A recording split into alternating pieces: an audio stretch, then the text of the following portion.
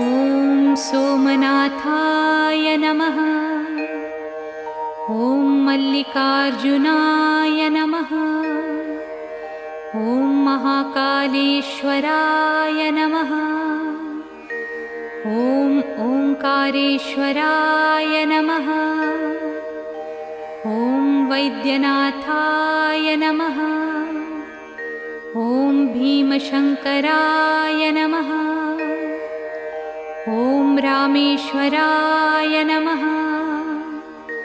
ॐ नागेश्वराय नमः। ॐ विश्वेश्वराय नमः।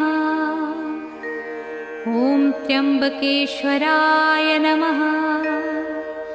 ॐ केदारेश्वराय नमः। ॐ भुस्मेश्वराय नमः।